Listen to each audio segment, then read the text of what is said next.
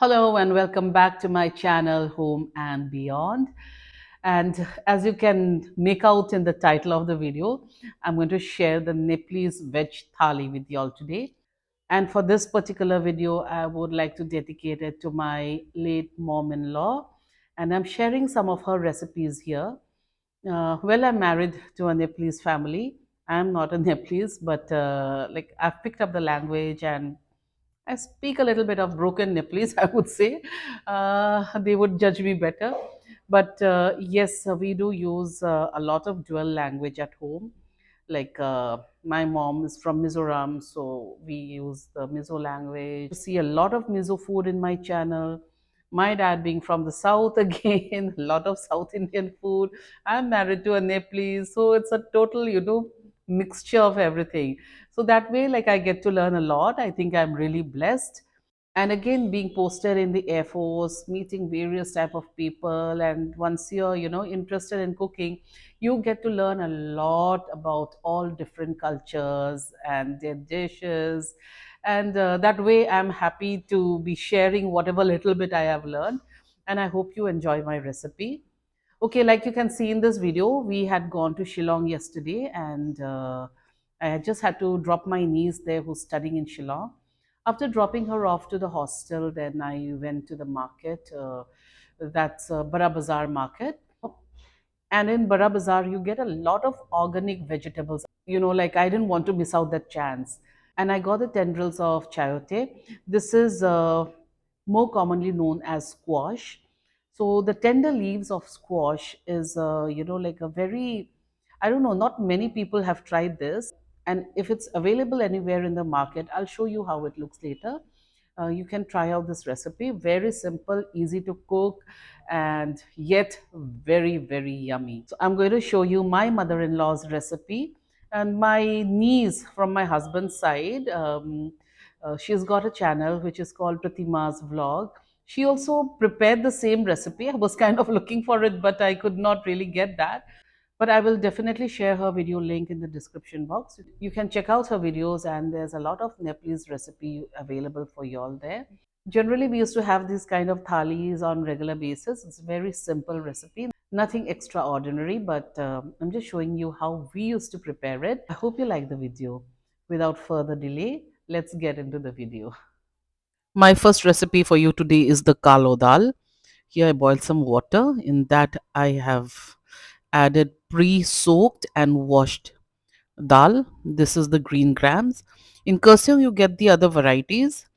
I could not get that, so I used the normal green gram. To that I added a little bit of turmeric powder, salt, and a pinch of hing. And I'm adding a little ghee to that. That's all for now. Let's just mix it up properly, and we'll put the lid and cook it until the dal gets cooked properly. And I'll show you the next step after that. While the dal is getting cooked, I'm going to show you the tendrils of the squash, the chayote, and these are the leaves. They look like this. If you can see clearly, they have a sandpaper like texture. Some smaller leaves at the tips. This thread like tendrils will not be included for the dish. We can just throw them. The whole chayote plant, including the fruit, stem, and leaves, contains high vitamin C, folate, and fiber. This vegetable is also high in potassium, so people with kidney disease should consult their dietitian before consuming this vegetable. I'm just peeling it off this way. If the stems are tender, you may not need to peel them like this. In Nepali, we call it Iskus Munta. So that's how we clean it. I sometimes like to remove the vein like thing from the leaf also. You can see from the center, you can just peel it out. Let me try to show you one here. Gently pull it because it will snap in between. From the center also, I like to pick it and pull it out that way. The sleeve is quite tender, so you don't have much to clean. After cleaning the leaves, I'll be washing them thoroughly under running water. And after that, I'll be again soaking them for about 15 minutes with salt. So that, like all the impurities really come out of the leaves. and wash them again under running water. After that, we're all set to cook our Iskus Munta. I'm just going to make a simple fry with this. You can add potatoes also if you wish to. You can see this is how I peel it off from the leaves. Okay, so I'm almost done with this. The dal is also cooked. While we soak the Iskus Munta, let me show you how I prepare the dal. Okay, that's done. And now back to our Kalo Dal recipe. Okay, this is cooked properly. The water is also just to the right consistency. We are going to boil the dal now for some more time because I am going to add my mother-in-law's secret ingredient, that is the julienne cut ginger. And she always used to tell me just to add it when the dal is already cooked, so that crunchy ginger really gives an awesome taste to this Kaalo Dal. It really takes the dal to a different level. Okay, so this is done. We're all set to give it a good tarka now. A good tarka in the sense it's very simple. I'll just show you. To this, I'm adding some ghee. I'll mix a little bit of refined oil to this. But I recall my mother-in-law making it in pure ghee. To that, I've added finely chopped garlic and red dry chillies. As you drop it into hot oil, it's very important to turn off the gas. This step is really important because, like if you overcook the garlic, it will give you a burnt taste, which is not going to taste good at all. But yet you have to cook it well. So just cook it for about 30 seconds in hot oil after you turn off the gas and add it to the dal. Okay, so this is done. I'm just going to keep it aside. For the next recipe, I am going to soak some Karela because we're going to prepare some crispy Karela. So I just cut them finely like this, and I'm going to mix them properly with salt and soak them for about 15 minutes. And this is again my sister-in-law's recipe. I learned this recipe from her when I visited Siliguri this time. You can check out my Darjeeling and Kurseong vlogs as well. Thank you, Sarala Nana, for this recipe. Okay, that's done. Let's keep it aside for about 15 minutes. The next recipe is our all-time favorite, that is Nepali Til Aloo Ko Achar. This is yet another very simple and easy recipe. Make sure not to overboil the potatoes and cut them to small cubes like that. Here I'm going to dry roast some black sesame seeds, the black til, and fry it over low medium heat because you don't want to over fry the sesame seeds too much, otherwise they will turn bitter. And once they start crackling and become crunchy, you will know that your sesame seeds are ready. Just take them out in another plate and let it cool. After it cools down, we'll grind it in a mixie and make a coarse powder out of it. While that is cooling down, let me show you how I prepare the chatpate Alu Til ko achar. Today I'm just going to make it simple with just boiled potatoes. If you wish to, you can add some cucumber to this. For that, you need to cut it to your desired size. Sprinkle some salt to the cucumber, soak it for some time, squeeze out the water, and then later add them to the potato here. Okay, so for this, now I'm just going to add about 2 tablespoons of coarsely ground black sesame seeds, red chilli powder. This is not the Kashmiri powder, this is the spicy one, and some salt. Salt would be according to your taste. Finely chop coriander leaves. Okay, this is it. Now we're going to give it a little bit of seasoning, some refined oil or mustard oil according to your choice. In that, I'm going to drop some methi seeds, that's the fenugreek seeds, a little bit of cumin seeds. Make sure that you don't burn the methi seeds too much. Some turmeric powder, finely chopped ginger. Ginger is optional. And finally, the main thing, these green chilies. Just cut them into half and add them. As you can see, I had turned off the gas because the oil was getting too heated up. I'll just put it on again and fry it for another 30 seconds or so. Make sure that you don't overcook the methi seeds, otherwise they'll turn bitter. Okay, this is done. And now we just need to mix this here. This is really yummy and one really simple recipe. If you haven't tried this recipe yet, you must try it out. You can also add some finely sliced onions to this. That also really tastes good. Okay, so I've mixed it up properly. To this, I'm going to add about 2 tablespoons of lime juice and mix it up properly. This is really awesome. You must try this. It's better to mix it like this so that we don't break the potatoes. So our chatpate til aloo ko achar is ready. Let's keep this aside, and the next item I'm going to cook for you is the Iskus Munta.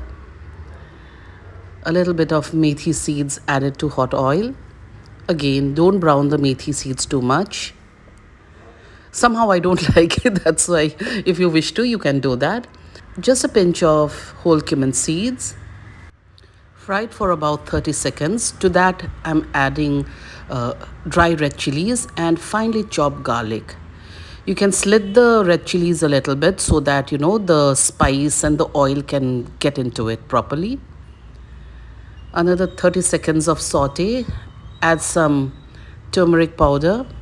Here I'm adding some homemade coriander powder. This is optional. I'll be putting up the detailed recipe in the description box. You can check it out for measurements. I'm frying them for about 30 seconds to a minute. And I had kept these chayote leaves here to drip dry. And we have already cut them into small pieces. And it's time to add them now. Okay, so now I'll just mix it up a little bit.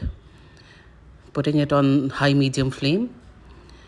Adding a little bit of salt for now. Mix it up properly. Once the leaf starts releasing the moisture, the quantity of the leaf is going to be half of what you see now.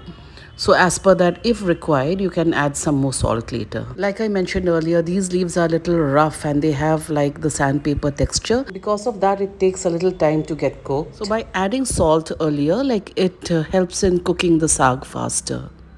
I'll cover it now and occasionally keep stirring it until it gets cooked. So the next recipe is the crispy Karela fry. Like I told you, this is my sister-in-law's recipe. I've been soaking this for more than 15 minutes and just squeeze out the excess water out of it. Okay, to this I'll be adding 2 tablespoons of corn flour. You can also add 1 tablespoon of rice flour. That will make it more crispy. This is a red chili powder, turmeric powder. I think my sister-in-law did not add turmeric powder. 2 tablespoons of sesame seeds, salt, and mix it all up properly. It's a little dry, so I'm going to add a little bit of water so that it all binds up properly. Okay, so this is done. On the other side, I'm heating some oil already. Let it get heated up a little more. In the meantime, I'll just be checking the Iskus Munta. Let this cook for some more time. I'll just cover it again. Here the oil also has been heating for some time. I just dropped 1 Karela to see if it's hot enough. So now I've dropped in some more Karela. We'll just fry it over medium-high heat and fry them till they turn nice and crispy. And that's just about it. Our crispy Karela is also done and ready. Just remove it on an absorbent paper so that it soaks out all the excess oil. And we are done with the Karela fry as well. I'll just fry the rest of the Karela here. In the meantime, I'll just check on the Iskus Munta. I've been frying it over low-medium heat. This is also cooked now. Turn off the gas. And we are done for today's recipe. This is also ready. Okay, let me try having one. Just check out how crispy it is. And it's so yummy. Okay, so I'm going to do the plating now. I'm just taking out some rice here. and the Kalo Dal. We used to prepare this Kalo Dal with khasi ka khota also, that is the trotters of mutton, and it used to be so tasty, trust me. I'll try to share that recipe someday. So here goes the Kalo Dal. Next is Iskus ko Munta fry. This is Alu ko Achar. Then the Karela. You can see how crispy that is. And finally some gundru ko achar. This is the last bit that's left. I purchased it when we were in Kurseong. I'll have to get more of that. And though it's a vegetarian thali, supposed to be vegetarian thali, I just added this omelette, topping the rice with some ghee. And that's our Nepalese thali for you today.